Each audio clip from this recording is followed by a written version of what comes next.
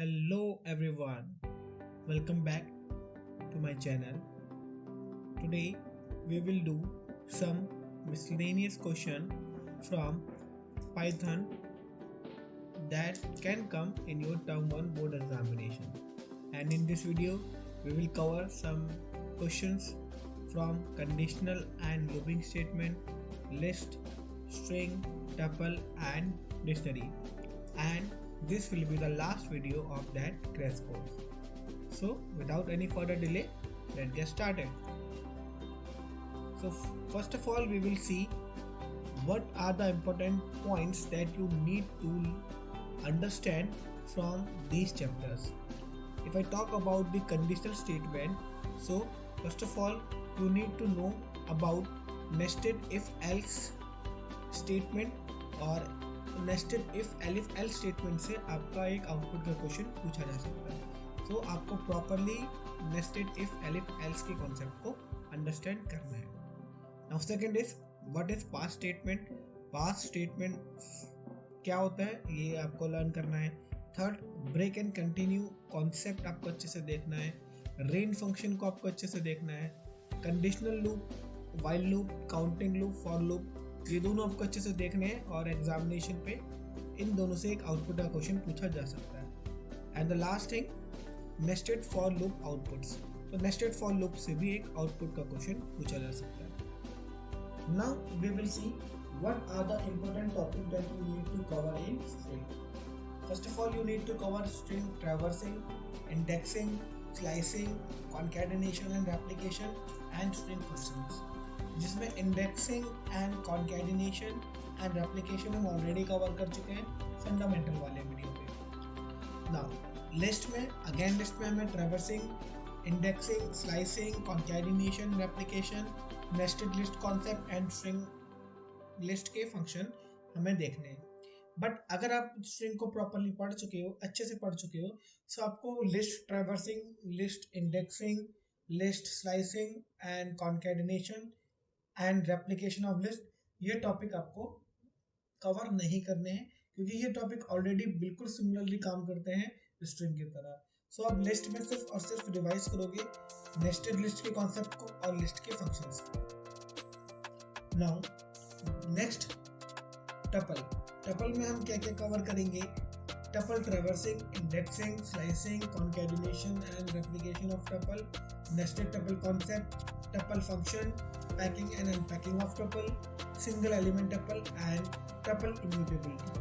अब अगेन इसमें से tuple traversing, indexing, slicing, concatenation, replication, nested tuple और tuple function ये आपको पढ़ने की रिक्वायरमेंट नहीं है, क्योंकि आपने प्रॉपरली लिस्ट और स्ट्रिंग पे वर्क किया हुआ है. तो आपको बेसिकली 3 क्वेश्चन को रिवाइज करना है tuple से: packing and unpacking of tuple, single element tuple and tuple immutability. Now we will talk about dictionary. Dictionary में हमें क्या क्या चीज़ें देखनी है? बेसिक डिक्शनरी कॉन्सेप्ट, कैसे डिक्शनरी को क्रिएट करना है, डिक्शनरी में ट्रैवर्सिंग कैसे होती है और डिक्शनरी में फंक्शंस, और अमंग ऑल द फंक्शन आपको keys, values and items, in 3 function पे स्पेशली फोकस करना है. ओके, सो ये सारी चीज़ें आपको कवर करनी है इन चैप्टर से. Now we will see one nested if elif output question. The question is x equals to 1 if x is greater than 3, if x is greater than 4 print a, else print b, elif x is less than 2, if x is not equals to 0 print c and print d. तो यहाँ पर x की value 1 है. तो इसमें देखो ये आपको पहले तो सिंटैक्स समझना है कि ये आपका जो if है और ये elif क्या है, एक इंटेंड में एक साथ वर्क कर रहे हैं. ये इफ इस एल्स के साथ है और ये इफ क्या है इसके अंदर है. तो इस इफ के अंदर ये वाला इफ है और इफ ये जो एल्स है वो ये वाला इफ का है.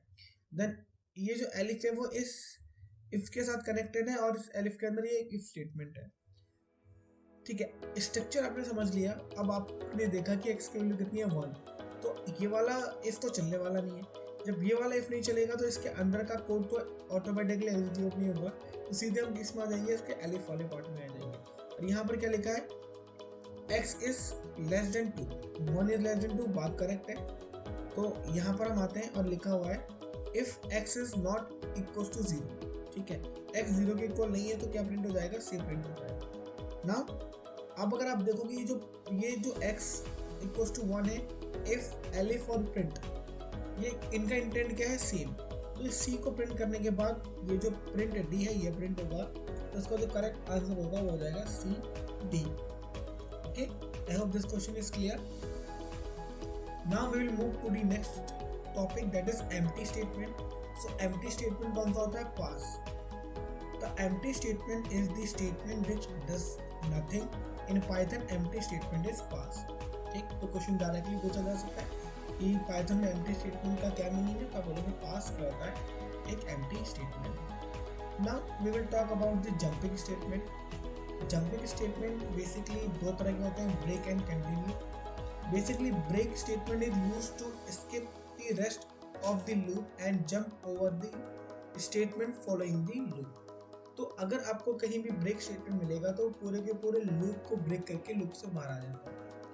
बट जो कंटिन्यू स्टेटमेंट है, it only skip the active rotation of the loop and jump to the next iteration. तो ब्रेक तो क्या करता है, जहां भी आपको ब्रेक मिलेगा तो वो क्या करता है, पूरे के पूरे लूप को ब्रेक करके लूप से बाहर आ जाता है।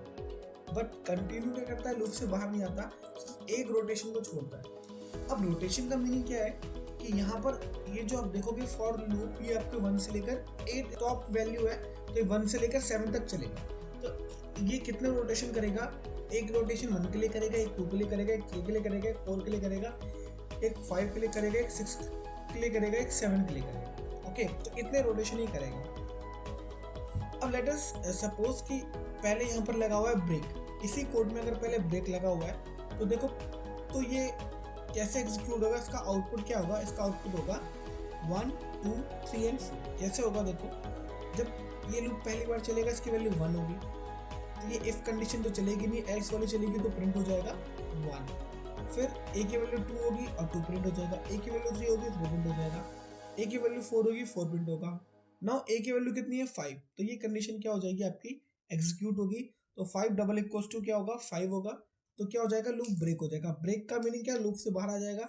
लूप से बाहर आने के बाद ये इस प्रिंट स्टेटमेंट में आएगा, तो इस 1 2 3 4 के बाद क्या प्रिंट होगा, वेलकम टू पाइथन। अब लेट अस सपोज यहीं पर क्या लगा होगा, अगर कंटिन्यू लगाओ तो क्या आउटपुट होगा, उसमें सिर्फ एक रोटेशन स्किप होगा। ठीक, तो अगर वैल्यू 1 है तो 1 प्रिंट हो जाएगा, फिर 2 3 4 प्रिंट होंगे।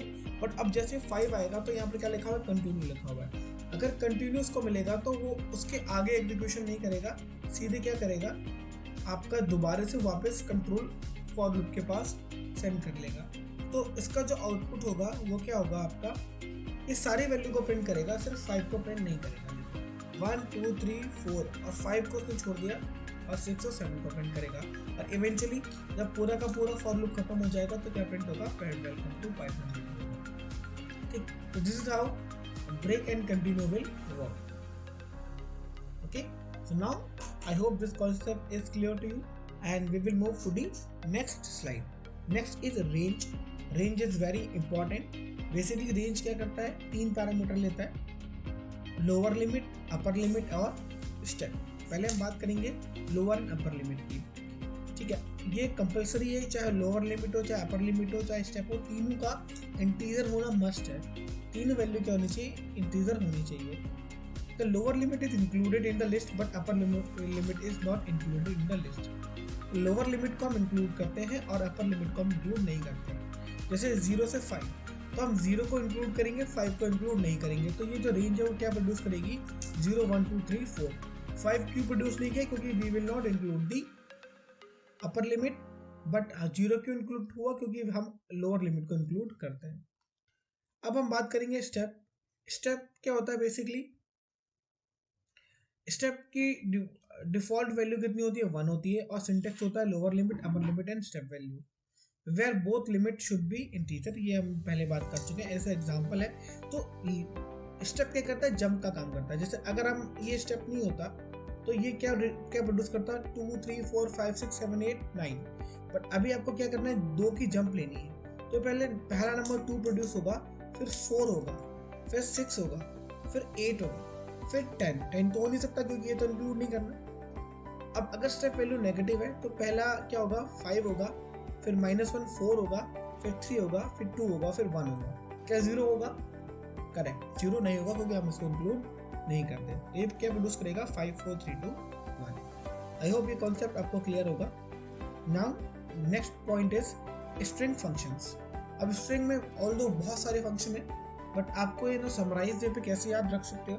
सबसे पहले आप उन फंक्शन को याद करो जो इज के साथ यूज होते हैं, जैसे is alpha, is digit, is ALNUM, is space, is upper, is lower, is title. अभी जितने भी इज के साथ यूज होते हैं ये आपको या तो ट्रू और फॉल्स में ही आंसर देते हैं, और जनरली इनका यूज क्या होता है इफ के साथ होता है, चेक करने के लिए। हम सिर्फ चेक करने के लिए यूज करते हैं कि क्या स्ट्रिंग अपर केस में है, क्या लोअर केस में है, क्या डिजिट में है, क्या स्पेस है, क्या अल्फा है, और वो क्या कहते हैं ट्रू और फॉल्स में आपको रिजल्ट देते हैं। ट्रू होता है तो कंडीशन चलती है, फॉल्स होता है तो कंडीशन नहीं चलती। सिंटेक्स ऑलमोस्ट सभी का सेम होता है। आप स्ट्रिंग लिखते हो dot is upper is lower यहाँ पर लिखते हो। ये कोई भी टास्क परफॉर्म नहीं करते, ये सिर्फ क्या करती है इवेल्युएट करती है ट्रू और फॉल्स में। नाउ नेक्स्ट फंक्शन आते हैं upper lower title and capitalize. अब ये फंक्शन क्या करते हैं, एक कॉपी रिटर्न करते हैं। अब अपर की कॉपी रिटर्न करेगा, लोअर की कॉपी रिटर्न करेगा, टाइटल की कॉपी रिटर्न करेगा, एंड कैपिटलाइज कर लेगा। अब टाइटल और कैपिटलाइज में क्या डिफरेंस है, टाइटल क्या करेगा हर वर्ड के पहले लेटर को कैपिटल कर देता है, but capital is equal to sentence case, सिर्फ फर्स्ट लेटर कैपिटल होता है आपका, बाकी सारे स्मॉल होते हैं। बट इसमें कोई भी आपका पैरामीटर पास नहीं होता है, और सिंटेक्स सभी का सेम होता है, string dot upper it return a copy of string. Now अब हम देखेंगे स्प्लिट फंक्शन का यूज। बेसिकली स्प्लिट फंक्शन का यूज हम क्यों करते हैं, जब हमें स्ट्रिंग को लिस्ट में कन्वर्ट करना होता है। ठीक, जैसे एग्जांपल है यहाँ पर लिखा हुआ है एस, ये आपका रॉन्ग हो गया, यहाँ पर आपका ये स्क्वायर ब्रैकेट नहीं होगा, स्ट्रिंग होगी S equals to I am Ram. ठीक है, अगर आप लिखते हो एस डॉट स्प्लिट तो ये आपके लिस्ट में कन्वर्ट हो जाएगी, इसका आउटपुट हो जाएगा आई एम राम। ठीक, तो जनरली हम स्प्लिट फंक्शन का यूज कब करते हैं, जब हमें किसी भी स्ट्रिंग को लिस्ट में या वर्ड्स में कन्वर्ट करना होता है। अब अगर आप देखोगे इवेंचुअली क्या हुआ कि हमें ये जो स्ट्रिंग थी वो वर्ड्स की फॉर्म में मिल गई है। ठीक है, तो जब हमें वर्ड वाइज डील करना होता है या वर्क करना होता है तो स्प्लिट फंक्शन वहाँ पर बहुत ज़्यादा यूजफुल हो जाता है। फिर हम बात करते हैं स्ट्रिप फंक्शन की। स्ट्रिप फंक्शन क्या करता है, लीडिंग और ट्रेलिंग स्पेसेस को रिमूव करता है। ठीक है, अगर आपका कोई स्ट्रिंग है उससे पहले या बाद में कोई स्पेस है तो उन दोनों को रिमूव करने के लिए हम स्ट्रिप फंक्शन का यूज करते हैं। इसके दो वेरिएशन होता है, एक एल स्ट्रिप और R strip. L strip only left side के स्पेस को रिमूव करता है, और R strip only right side के करता है, और स्ट्रिप दोनों के करता है। फाइंड क्या करता है, किसी पर्टिकुलर स्ट्रिंग में लेटर सपोज मेरी स्ट्रिंग है, इसे मुझे एम को फाइंड करना है तो मैं लिख दूंगा एस डॉट फाइंड राम लिखा हुआ है। ठीक है, तो ये राम को फाइंड कर लेगा यहाँ। ओके, बट अगर आप यहाँ पर जाओ तो स्टार्ट और एंड दे सकते हो, बट ये कंप्लीटली ऑप्शनल होते हैं दोनों। अगर आप ये दोनों नहीं देते हो तो पूरी की पूरी स्ट्रिंग में सर्च करता है। Join is another important function. Basically join क्या करता है, किसी भी सीक्वेंस को दोबारा से स्ट्रिंग में कन्वर्ट करता है। ठीक है, जैसे मेरी एक लिस्ट है 1 2 3, अब मैं क्या बोल रहा हूँ कि इस स्ट्रिंग में सारे एलिमेंट को ज्वाइन करना है हैश लगा के, तो सिंटेक्स हो जाएगा जिसके बेसिस पे आपको ज्वाइन करना है, हैश स्पेस जो भी हो डॉट ज्वाइन, फिर आपकी लिस्ट आ गई या टपल आ गया, कुछ भी आ सकता है यहाँ पर, और इसका आउटपुट क्या हो जाएगा 1 2 3। आप यहाँ पर देख रहे हो आउटपुट किसकी फॉर्म में आ गया, स्ट्रिंग की फॉर्म में। ठीक, तो इस तरह से आप ज्वाइन फंक्शन का यूज कर सकते हैं। नाउ अब हम स्ट्रिंग में स्लाइसिंग के कॉन्सेप्ट को देखेंगे। वेरी इंपॉर्टेंट कॉन्सेप्ट, एक क्वेश्चन एग्जामिनेशन में से पूछा जा सकता है। तो स्ट्रिंग फंक्शन ऑलमोस्ट रेंज की तरह होता है। यहाँ पर आपका स्टार्ट होता है, स्टॉप होता है, स्टेप होता है। इसमें भी आपका स्टार्ट काउंट होता है, स्टॉप को हम इंक्लूड नहीं करते हैं, और स्टेप आपका पॉजिटिव नेगेटिव दोनों होता है। ठीक, स्लाइसिंग जनरली क्या होता है, यहाँ पर आपका यहाँ पर कॉलन लगेगा। अब यहाँ पर आप देखोगे क्या लिखा हुआ है कॉलन 5, तो स्टार्टिंग वैल्यू मिसिंग है तो 0 से 5 को इंक्लूड नहीं करेंगे तो क्या होगा 0 1 2 3 4। ठीक, तो अब ये हमारी स्लाइसिंग है 0 1 2 3 4, COMPU प्रिंट होगा। अब 3 कॉलन, अगर आपका यहाँ पर स्टॉप की वैल्यू ना गिवन हो, ठीक, तो वो क्या होता है, लास्ट तक जाता है। स्टार्ट की वैल्यू ना गिवन हो तो वो बिगिनिंग से होता है, स्टेप की वैल्यू ना दी हो तो वो प्लस वन होता है। तो यहाँ पर स्टार्ट की वैल्यू नहीं दी थी तो इसलिए हमने क्या इंक्लूड किया था, बिल्कुल बिगिनिंग से। बिगिनिंग से मतलब जीरो से, तो क्या हुआ, COMP हुआ। बट यहाँ से ये बोल रहा है 3 से कहाँ तक जाना है, एंड तक, क्योंकि एंड स्टॉप वैल्यू नहीं गिवन है। तो 3 से जब एंड तक जाओगे तो क्या होगा, PUTER पूरा का पूरा होगा। A third index can also be given, जो कि ऑप्शनल होती है, with string as step value. It will print every nth part of that string. ठीक, जो स्टेप वैल्यू रेंज में थी वही यहाँ पर भी काम करती है। जैसे 082, ये 0 है, ये 88 तो यहाँ पर है नहीं, ठीक है। तो इसका मतलब एंड तक जाने वाला है, बट कितने का जंप होगा, 2 का। तो 0 के बाद C आ जाएगा, फिर M आ जाएगा, फिर U आ जाएगा, फिर E आ जाएगा। अगर -8 -1 3 दिया हुआ है तो ये -8 है, ये -1 है, और 3 का जंप करना है तो -8, फिर आपका P, फिर आपका E, ठीक है। तो ये आपका हो जाएगा कॉलन कॉलन -1। ये बहुत इंपॉर्टेंट है, एग्जाम में पूछा जा सकता है। अगर कहीं भी आपको दिख रहा है कॉलन कॉलन -1 लगाओ वो हुआ तो वो क्या होगा, स्ट्रिंग को रिवर्स ऑर्डर में प्रिंट कर देगा। तो यहाँ पर देखो आपको क्या करना है, स्टार्ट, अब आपको अगर आप इसको डीपली देखो तो आपको स्टार्टिंग से एंड तक जाना है नेगेटिव में, क्योंकि यहाँ पर क्या लिखा हुआ है, नेगेटिव में -1। तो नेगेटिव में का स्टार्ट क्या है ये, और एंड क्या है ये, तो आप रिवर्स ऑर्डर में यहाँ पर चले जाओ। अब आपको कॉलन कॉलन -2 दिया हुआ है, तो पहले आपका R होगा, फिर T होगा, फिर P होगा, फिर O, ठीक। तो इस तरह से आप स्ट्रिंग स्लाइसिंग का यूज़ करोगे, तो बहुत इंपॉर्टेंट है। आपने एक बार स्लाइसिंग के कॉन्सेप्ट को सीख लिया तो यही कॉन्सेप्ट आपका लिस्ट और टपल में सेम रहेगा। नाउ नेक्स्ट है लिस्ट फंक्शन। अब लिस्ट में बेसिकली अगर आपको लिस्ट में एलिमेंट को ऐड करना है तो आपके पास 3 फंक्शन होते हैं, append, extend and insert. Append function क्या करता है, एक वैल्यू को ऐड करता है, वो भी लिस्ट के एंड में। सिंटैक्स क्या होगा, list dot append single value. अगर आपको मल्टीपल एलिमेंट ऐड करने हैं लिस्ट में तो आपका सिंटैक्स हो जाएगा लिस्ट डॉट एक्सटेंड लिस्ट, ठीक। तो यहाँ पर आपका ये क्या करेगा, आपके मल्टीपल एलिमेंट को ऐड कर लेगा।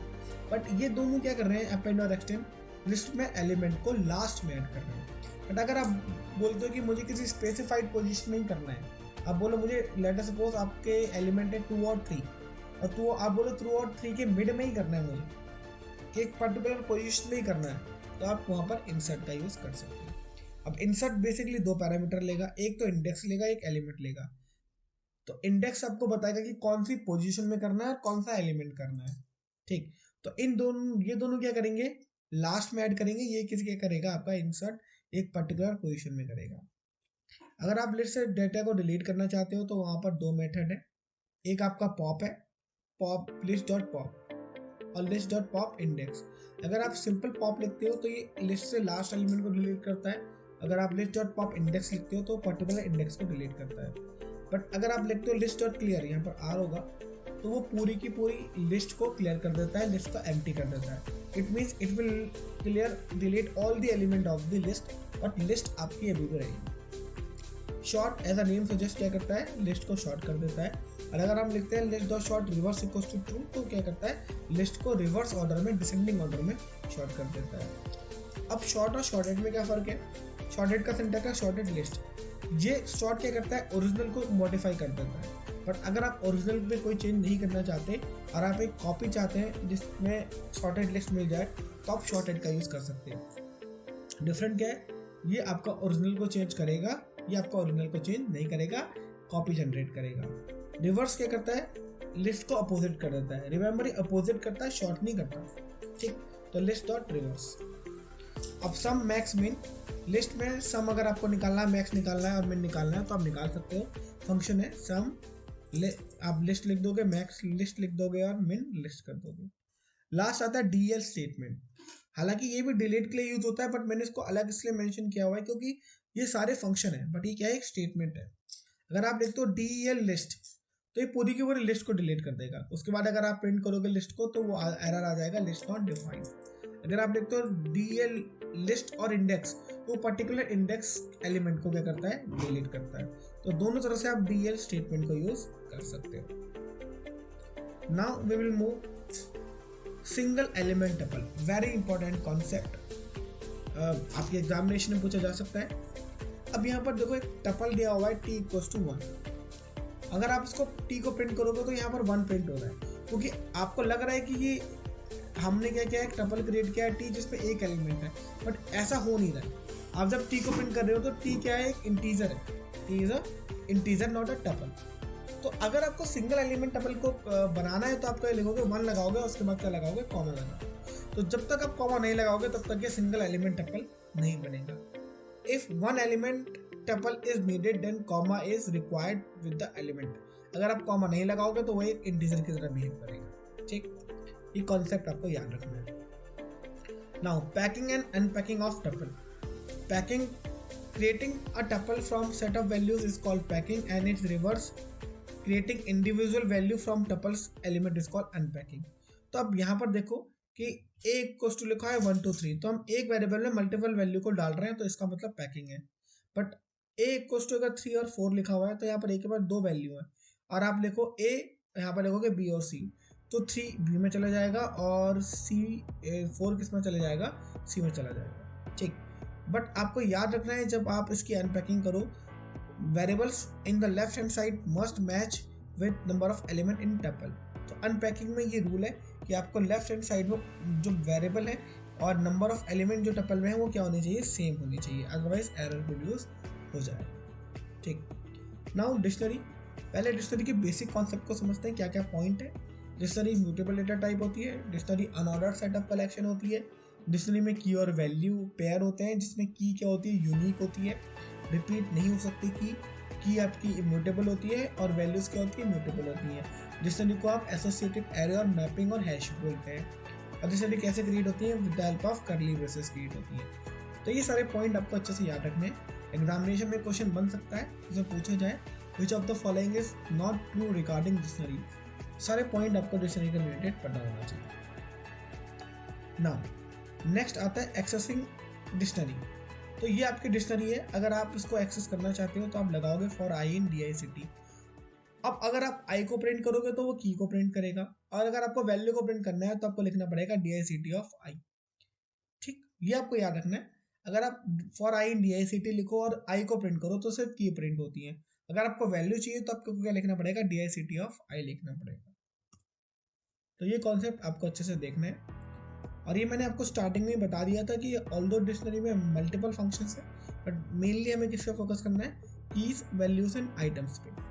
तो keys as a name suggest कि आप सिर्फ की आपको प्रिंट करके दे देगा, वैल्यूज आपको वैल्यू प्रिंट करके दे देगा, बट आइटम क्या करेगा, की वैल्यू पेयर दोनों को प्रिंट करेगा।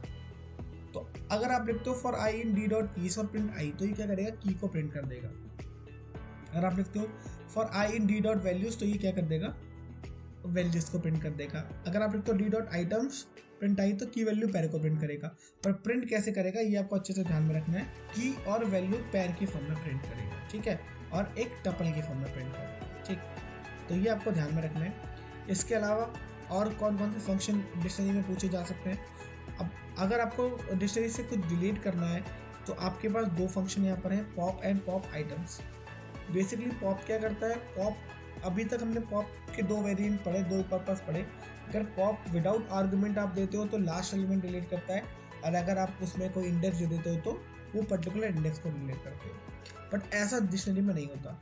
डिक्शनरी में की देना मस्ट है, अगर आप की प्रोवाइड नहीं करोगे तो एरर प्रोड्यूस होगा। ठीक, तो emp.popAge, तो जो भी आपकी एज की होगी वो क्या हो जाएगी, डिलीट हो जाएगी। बट अगर आप लिखते हो emp.popItems, तो ये क्या करता है, लास्ट की वैल्यू पेयर को डिलीट करता है। तो यहाँ पर दोनों अलग अलग फंक्शन से होता है। अगर आपको लास्ट एलिमेंट डिलीट करना है तो पॉप आइटम्स का यूज करोगे, अगर आपको किसी पर्टिकुलर की वैल्यू पेयर को डिलीट करना है तो आप वहां पर मेंशन करोगे उसकी की। अगर आपको डिक्शनरी में डेटा को इंसर्ट करना है तो यहाँ पर आपके 2 तरीके हैं। तो नॉर्मल आप डिक्शनरी की इक्वल्स टू वैल्यू करके कर सकते हो। तो ये स्टेटमेंट क्या करता है, अगर की वैल्यू पेयर डिक्शनरी में एग्जिस्ट करता है तो उसको अपडेट कर देगा, अदरवाइज एक न्यू की वैल्यू पेयर को ऐड कर देगा। I am repeating my statement, If key value pair is not present, this statement will add a new key value pair. If key value pair is already exist, it will update the key value pair. और अगर आप चाहते हो कि की value pair update ना हो, आप सिर्फ ये चाहते हो कि की वैल्यू पेयर अगर एग्जिस्ट ना करे तो ऐड हो जाए, अगर एग्जिस्ट करता हो तो कुछ भी ना हो, तो उसके लिए आप क्या यूज कर सकते हो, सेट डिफॉल्ट का यूज कर सकते हो। सिंटैक्स इज emp.setDefault की and default value. Default value यहाँ पर मैंने इसलिए लिखा है क्योंकि वैल्यू देना कंपलसरी नहीं है। अगर आप सिर्फ की लिखोगे तो की वैल्यू पर ऐड हो जाएगा, और अगर तो यहाँ पर वैल्यू क्या ऐड होगी, वैल्यू में क्या हो जाएगा, आपका नन आ जाएगा। अब नेक्स्ट आता है आपका अपडेट फंक्शन। अपडेट फंक्शन में देखो ये डिक्शनरी है और ये डिक्शनरी सेकंड डिक्शनरी है, तो ये क्या कर देगा, दोनों डिक्शनरी को कंबाइन कर देगा, और अगर इन दोनों डिक्शनरी में कोई की वैल्यू पेयर ऐसे हैं जो कॉमन है तो वो क्या हो जाएंगे, अपडेट हो जाएंगे। अब लास्ट फंक्शन आता है गेट। ये थोड़ा इंपॉर्टेंट है, इसको अच्छे से देख लेना। अगर गेट नेम ही बता रहे हैं कि आप उसको की प्रोवाइड करोगे और वो आपको वैल्यू बता देगा, ठीक। तो बेसिकली आप उसको वैल्यू दोगे और सॉरी की दोगे और वो वैल्यू आपको प्रोड्यूस कर देगा। बट ये काम आप यहाँ भी कर सकते हो कि आप की दोगे, आप प्रिंट करो, प्रिंट DICT की, तो आपको वैल्यू दे देगा। बट ये आपको एक लिबर्टी देता है मैसेज की, कि अगर की वैल्यू पर एग्जिस्ट नहीं करता तो आप एक मैसेज को प्रिंट कर सकते हो। जैसे अगर आपने लिखा है DICT.get 5 एंड की नॉट फाउंड, तो अगर ये 5 की अवेलेबल होगी डिक्शनरी में तो उसको पर्टिकुलर वैल्यू प्रिंट हो जाएगी। अदरवाइज क्या होगा, अगर नहीं एग्जिस्ट करेगी तो ये एरर मैसेज की नॉट फाउंड प्रिंट हो जाएगा, ठीक। आप कोई भी मैसेज इसके बिहाफ में लिख सकते हो। तो आई होप ये कॉन्सेप्ट आपको क्लियर होगा। Now next topic is nested dictionary. Dictionary के अगर अंडर डिक्शनरी क्रिएट करोगे तो नेस्टेड डिक्शनरी होगा। अभी आप एग्जांपल देखोगे कि यहाँ पर एक डिक्शनरी EMP है, उसके अंदर करण है, करण के अंदर करण की है, और इसके अंदर जो वैल्यू है उसके एज सैलरी, ये मैंने क्या बना ली है, नेस्टेड डिक्शनरी बना ली है। सुमन अगेन एक की है और उसके अंदर एज और सैलरी एक अलग की वैल्यू है। अब फॉर आई इन EMP करोगे, की इन EMP किया हुआ है और आप प्रिंट कर रहे हो की को, तो की में क्या प्रिंट होगी, की प्रिंट होगी, करण और सुमन प्रिंट होगी। अगर आप प्रिंट करोगे EMP स्क्वायर ब्रैकेट के अंदर की, तो पूरी की पूरी ये क्या होगी, डिक्शनरी प्रिंट होगी। बट अगर आपको इसके अंदर के एलिमेंट भी चाहिए तो आप क्या करोगे, EMP की और एज, तो की में क्या ऐड हो, क्या होगा आपका, ये पूरे आप इसके अंदर आ गए, इसके अंदर भी आप एज के अंदर आए तो ये क्या प्रिंट करेगा, 25 प्रिंट करेगा, और ये EMP की सैलरी में क्या प्रिंट करेगा, ये 15,000 प्रिंट करेगा, ठीक। तो इस तरह से आप नेस्टेड डिक्शनरी को क्रिएट कर सकते हो और उनको एक्सेस कर सकते हो। अब यहाँ पर हम कुछ आउटपुट देखेंगे, इसका आंसर आपको बताना है। अब नेस्टेड फॉर का आउटपुट आपको बताना है। अब इसका आउटपुट क्या होगा, देखो पहले आपको समझना पड़ेगा कि नेस्टेड फॉर कैसे काम करता है। अब इसमें जो आउटर लूप की वैल्यू है और इनर लूप है, तो आउटर लूप की एक वैल्यू के लिए इनर लूप हर बार चलेगा। अब अगर आपको पता है कि ऊपर क्या होने वाला है, ये 0 से 9 तक वैल्यू प्रोड्यूस करेगा और ये 0 से 4 करेगा, तो इसकी 0 वैल्यू के लिए ये लूप कितनी बार चलेगा, 0 1 2 3 4 मीन 5 बार चलेगा। फिर इसकी वैल्यू 1 होगी तो ये फिर 5 बार चलेगा, फिर इसकी वैल्यू 2 होगी तो ये फिर 5 बार चलेगा, फिर इसकी वैल्यू 3 होगी फिर और 5 बार चलेगा। तो इस तरह से ये टोटल कितनी बार चल जाएगा, 50 बार चल जाएगा, और जितनी बार ये लूप चलेगा उतनी बार सी की वैल्यू एक बार इंक्रीमेंट हो जाएगी, ठीक। तो इवेंचुअली टोटल ये 50 बार चलेगा, तो और यहाँ पर कितना काउंट हो जाएगा, 50 हो जाएगा। इसका जो आंसर हो जाएगा कितना हो जाएगा, 50 हो जाएगा। नाउ नेक्स्ट है वाइल लूप का आउटपुट। यहाँ पर आपका ये कोड है, आपको देखना है। अब यहाँ पर देखो, यहाँ पर ये पूछ रहा है कि इनपुट क्या वैल्यू होगी, लेटर सपोज 2 अज्यूम कर लेता है, तो ये वाली कंडीशन तो चलेगी नहीं। इफ एलिफ ना आएंगे एन इक्वल्स टू क्या मिल जाएगा, ब्रेक मिल जाएगा। ब्रेक मिल जाएगा तो हम इसके बाहर मिल जाएगा, तो ये मुझे कोई भी आउटपुट प्रोड्यूस नहीं करेगा, ठीक। अब या तो ये लूप इनफाइनाइट टाइम चलेगा या कुछ भी प्रिंट नहीं करेगा, क्योंकि वाइल ट्रू एक ऐसा लूप होता है जो हमेशा ट्रू होती है बात, और ये हमेशा चलता है। ये लूप तभी एंड हो सकता है जब इसको ब्रेक किया जाए, और ब्रेक कब होगा, जब इसका आउटपुट कितना होगा, 2 होगा, ठीक। तो ये कोई भी आउटपुट जनरेट नहीं करेगा। नाउ नेक्स्ट आता है कुछ सैंपल क्वेश्चन जो आपके CBSE ने मेंशन किए हुए हैं। तो पहला लूप से ही आपको इसका आउटपुट बताना है। तो यहाँ पर अगर देखो x की वैल्यू 2 है और while x is less than 9 और x की वैल्यू बार बार इंक्रीमेंट हो रही है, तो x की वैल्यू 2, 3, 4, 5, 6, 7, 8 यही हो सकती है। तो उसके बाद 9 होगी तो वाइल कंडीशन फॉल्स हो जाएगी, तो ये चलेगा ही नहीं। तो इसका आंसर क्या हो जाएगा? ऑप्शन नंबर सी हो जाएगा। सॉरी, ये आपका रॉन्ग लिखा हुआ है, ऑप्शन नंबर सी हो जाएगा आंसर। 2, 3, 4, 5, 6, 7, 8। ना फॉर लूप का क्वेश्चन आपका जो एग्जाम में पूछा गया है, ठीक है, वो कैसे काम करेगा देखो। अब यहाँ पर b की वैल्यू 1 है और ये जो फॉर लूप है ये इसकी रेंज क्या क्या प्रोड्यूस करने वाली है? 1, 3, 5, 7 और 9। अब यहाँ पर लिखा है b equals to b plus a plus 2। तो देखो ये लूप कितनी बार चलेगा? एक बार 1 के लिए, एक बार 3 के लिए, एक बार 5 के लिए, एक बार 7 के लिए, एक बार 9 के लिए। और वो a की वैल्यू है। अगर आप इन सबको ऐड करोगे 1, 3, 5, 7, 9 तो कितना आ जाएगा? आई थिंक 25 आ जाएगा। फिर आप उसमें 2 को ऐड करना है, जितनी बार ये लाइन चलेगी उतनी बार 2 भी ऐड होगा बार बार। तो ये कितनी बार चल रहा है? 5 बार। तो 5 बार 2 ऐड होगा, कितना होगा? 10 हो जाएगा। इवेंचुअली b की वैल्यू 1 है तो उसमें 1 भी आप ऐड कर लोगे। तो जब इसको ऐड करोगे टोटल सब कितना आएगा? 36 आएगा। तो इसका जो करेक्ट आंसर हो जाएगा कितना होगा? 36। ठीक। नाउ नेक्स्ट क्वेश्चन की हम बात करेंगे। अब आपको एक टपल स्लाइसिंग से क्वेश्चन है, आपको बताना है कि क्या इसका आउटपुट होगा अगर आप यहाँ पर 372 को देखते हैं। तो अगर आपसे इंडेक्सिंग करो तो ये 0 है, ये 1 है, ये 2 है, ये 3 है। ठीक, 3, ये 4 है, ये 5 है, ये 6 है, ये 7। अब देखो 7 इंक्लूड तो होगा नहीं, 6 तक चलेगा।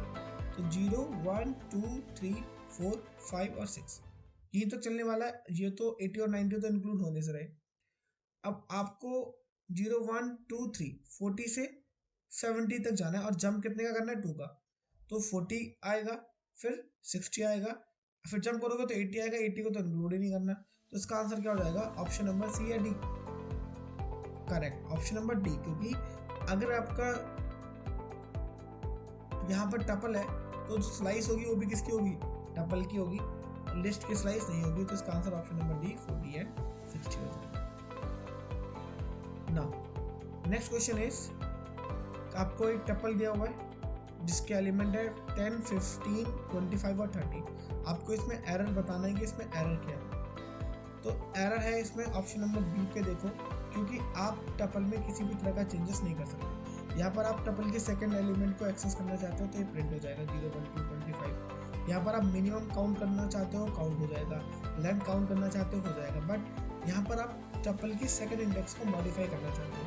अब ये पॉसिबल नहीं, क्योंकि टपल क्या है? एक इम्यूटेबल डेटा टाइप है। तो इसीलिए क्या है? इसका आंसर हो जाएगा option number B. Now next question पे आते हैं। यहाँ पर t इक्वल्स टू 100 है और t इक्वल्स टू लिखा हुआ है t मल्टीप्लाई बाय 2 और ये प्रिंट करना है। तो इसका आंसर कितना होगा? तो ये एक इंटीजर है, ये भी मैंने आपको बताया। तो जब 100 मल्टीप्लाई बाय 2 करोगे तो 200, इसका आंसर हो जाएगा ऑप्शन नंबर सी। ना नेक्स्ट क्वेश्चन आते हैं। अब यहाँ पर आपको एक नेस्टेड लिस्ट दी हुई है और आपको बताना है। अब अगर आप देखो तो इसमें 2 ही एलिमेंट है, ये पहला एलिमेंट, ये दूसरा एलिमेंट। 1 पे जाना है, ये 0 इंडेक्स है, 1 इंडेक्स है, तो 1 इंडेक्स पे हम आ गए। इसका सेकंड इंडेक्स 0, 1, 2 कितना है? 15.0। इसका आंसर क्या हो जाएगा? Option number D 15.0। एक क्वेश्चन नेस्टेड से भी आ सकता है, तो आपको नेस्टेड की अच्छे से प्रैक्टिस करनी है। ठीक है, और कम से कम 4 से 5 क्वेश्चन आपको नेस्टेड से करके जाने। नाउ नेक्स्ट क्वेश्चन है, एक लिस्ट आपको गिवन है और आपको आउटपुट उसका बताना है। आउटपुट क्या है? अगर ये मेरी लिस्ट है तो यहाँ पर इंसर्ट फंक्शन का यूज कर रहा है। इंसर्ट फंक्शन बोल रहा है कि थर्ड इंडेक्स में मुझे 4 डालना है। तो 0, 1, 2, 3 मतलब 20 और 25 के बीच में 3 आ जाएगा। फिर लिस्ट 1 में सेकंड इंडेक्स में कितना डालना है? 3 डालना है। तो 0, 1, 2, 0, 1, 2। तो इन दोनों के बीच में क्या आ जाएगा? 2 आ जाएगा। तो आपको -5 निकालना है। तो 1, 2, 3, 4 और 5 कितना आ जाएगा? 3 इसका आंसर हो जाएगा। तो ये सिंपल क्वेश्चन था। आपको बस इंसर्ट फंक्शन अगर पता हो तो आप इसको इजीली टैकल कर सकते हो। नाउ नेक्स्ट क्वेश्चन है आपका वैल्यू 50। एक फंक्शन दिया हुआ है global value global 25 if n mod 7 double equals to 0 value equals to value plus n, else value equals to value minus n, print value display 20 और प्रिंट वैल्यू। ठीक, पहली line जो एग्जीक्यूट होने वाली है वो ये होने वाली है, वैल्यू की वैल्यू कितनी है 50। आपने वैल्यू को प्रिंट कर दिया तो कितना प्रिंट होगा 50 प्रिंट होगा और हैश प्रिंट हो जाएगा। अब आपने 20 को पास कर दिया, एन की वैल्यू कितनी है 20। अब आप बोल रहे हो ग्लोबल वैल्यू, इट मीन्स कि अब आपको इस फंक्शन के अंदर कोई भी वैल्यू नाम से लोकल वेरिएबल नहीं मिलेगा। इसके अंदर हम जो वैल्यू यूज़ करने वाले हैं वो ग्लोबल होने वाली है, इसका मतलब यही वेरिएबल यूज़ करने वाले हैं। तो वैल्यू इक्वल्स टू कितना हो गया 25। आपने ये वैल्यू मॉडिफाई कर ली तो ये 50 के बदले कितना आ गया 25 आ गया। तो क्या n mod 7 double equals to 0 है, n 20 था तो ये तो है नहीं, एल्स एग्जीक्यूट होगा value equals to value minus n। तो वैल्यू कितना है 25, n कितना था 20, तो कितना हो जाएगा 5 हो जाएगा। ठीक, अब आप जब फंक्शन के बाहर आओगे प्रिंट करोगे तो अब ये आपने क्या कर दिया, वैल्यू माइनस एन जो क्या अगेन वैल्यू में स्टोर किया हुआ है, तो ये जो फाइनल अपडेशन आएगा तो क्या हो जाएगा वैल्यू चेंज हो जाएगी। तो पहले आपका ये वाला स्टेज वैल्यू आपको 50 प्रिंट होगी और इसके बाद value equals to value minus n, जिसने 5 रिजल्ट किया और जब बाहर आके ये प्रिंट क्या करेगा उसको 5 में कन्वर्ट हो चुका है। नाउ नेक्स्ट क्वेश्चन है रैंडम का। तो यहाँ पर रैंडम किया हुआ है और यहाँ पर आपके 4 वैल्यूज ली हुई हैं और आपने फॉर लूप यूज किया हुआ है, तो 4 बार लूप चल रहा है। तो 1 2 3 4 वैल्यू प्रिंट होंगी। अब random dot rand int 1 2 3, rand int तीनों वैल्यू को लेता है, 1 को भी लेगा, 2 को भी लेगा और 3 को भी लेगा, तो 0 को नहीं लेगा। तो इसका मतलब डेली कहीं नहीं आ सकता, तो ए वाला और सी वाला तो रॉन्ग हो गया, बी और डी से आंसर आ सकता है। अब दिल्ली नहीं आएगा, मुंबई चेन्नई और कोलकाता में से आंसर आएंगे। तो बी और डी में से अगर आप देखोगे तो करेक्ट आंसर हो जाएगा ऑप्शन नंबर बी। क्यों? क्योंकि देखो पहले ये डबल एक्स को प्रिंट कर रहा है, फिर हैश प्रिंट कर रहा है, डबल एक्स हैश, तो मुंबई हैश चेन्नई हैश, तो मुंबई के बाद हैश नहीं लगा, तो यहाँ पर ये हैश मिसिंग है। तो बट यहाँ पर आप देखोगे मुंबई के बाद भी हैश है, इसलिए इसका आंसर क्या हो जाएगा ऑप्शन नंबर बी। ठीक, आई होप ये आपको क्लियर हो गया। नाउ नेक्स्ट आपका क्वेश्चन आता है स्ट्रिंग से एक आउटपुट है, स्ट्रिंग है आपका नेम और पाइथन 3.1, यहाँ पर आपने एक आर ले लिया जो कि आपका ब्लैंक स्ट्रिंग है और आपने ये लूप चला दिया लेंथ ऑफ नेम। तो जितनी इसकी लेंथ है इसका मतलब स्टार्टिंग से एंडिंग तक पूरा आपको यहाँ पर इंडेक्स मिलने वाली है। अब अगर आपकी जो भी इंडेक्स आपका जो एलिमेंट है अगर वो अपर है तो आप उसको लोअर में कन्वर्ट कर दोगे, अगर लोअर है तो अपर में कन्वर्ट कर दोगे, डिजिट है तो उससे पहले वाला एलिमेंट लेके आओगे, और अगर इनमें से कोई बात सच नहीं है तो आप हैश लगा दोगे। तो देखो जहाँ जहाँ आपका कैपिटल है वहाँ पर क्या होने वाला है स्मॉल होने वाला है, तो कैपिटल पी की जगह स्मॉल पी होने वाला है। ठीक, तो वो हर जगह है। फिर वाई की जगह कैपिटल वाई, ठीक, फिर टी एच ओ और कैपिटल में T H O capital, T H O capital, T H O capital, T H O capital, N small, फिर आपका क्या आता है 3 आता है। अब डिजिट आता है तो क्या करते हैं उससे पहला वाला यूज करते हैं, तो 3 आया तो उससे पहले क्या आया हुआ है एन आया है, तो एन के बाद क्या आने वाला है फिर कैपिटल लेना जाएगा, फिर डॉट के लिए हैश लगा दोगे और हैश लगाने के बाद क्या हो जाएगा 1 के बाद दोबारा क्या आ जाएगा डॉट आ जाएगा। ठीक, सो आई डोंट थिंक कि इनमें से कोई आंसर है, तो अभी मैंने आपको फिर भी बता दिया आंसर। यहाँ पर आएगा small P, capital Y, capital T, capital H, capital O, small N, capital N, hash and dot, ये इसका क्या होगा करेक्ट आंसर। ठीक, तो आप टैली कर लेना, आई डोंट थिंक इसमें कोई करेक्ट आंसर मेंशन है। नाउ नेक्स्ट अगेन आपका है फंक्शन ग्लोबल से, x की वैल्यू 3 है, एक फंक्शन है global x, x equals to x plus 2, print x my function और प्रिंट x। तो देखो x की वैल्यू 3 है, प्रिंट x, तो कितना प्रिंट होने वाला है 3 प्रिंट होने वाला है। तो आपने फंक्शन को कॉल किया और ग्लोबल x आपने बता दिया कि अब मैं ग्लोबल x का यूज़ करने वाला हूँ और आपने x equals to x plus 2 कर दिया, तो कितना हो जाएगा x की वैल्यू 5 हो जाएगी और कितना प्रिंट होगा 5 प्रिंट होगा। अब जब बाहर आके इसको प्रिंट करोगे तो कितना प्रिंट होगा 5 ही प्रिंट होगा, क्योंकि आपने ग्लोबल वैल्यू को चेंज किया है। तो करेक्ट आंसर हो जाएगा 3 5 एंड 5, ऑप्शन नंबर डी। ठीक, नाउ नेक्स्ट क्वेश्चन आपका है, एक टपल गिवन है और आपको बताना है कि इनमें से कौन सा करेक्ट आंसर है। अब यहाँ पर आप देखो ये टपल है, अब आपके टपल 2 का 1 0 1 2, ठीक है, ये 2 क्या है आपकी एक लिस्ट है, इसके 1 को मैं चेंज कर रहा हूँ। ऑल्दो देखो एक यहाँ पर आपको समझना है कि टपल इम्यूटेबल डेटा टाइप होता है, बट आप यहाँ पर चेंज कर रहे हो, बट आप टपल को चेंज नहीं कर रहे हो, लिस्ट को चेंज कर रहे हो, क्योंकि टपल 2 का मतलब क्या है, लिस्ट। अगर आप टपल 1/2 का टाइप देखोगे तो लिस्ट आएगा, और अब जब इसकी 1 इंडेक्स हो जाएगा तो चेंज करोगे, तो यहाँ पर 1 2 ये आपका सेकंड हो गया, इसका 2 के बदले क्या आएगा 3.14, और जब आप इसको प्रिंट करोगे तो क्या आएगा, इसका ऑप्शन नंबर बी आंसर आ जाएगा 1 2 1 3.43। तो ये क्वेश्चन आपको अच्छे से देखना है।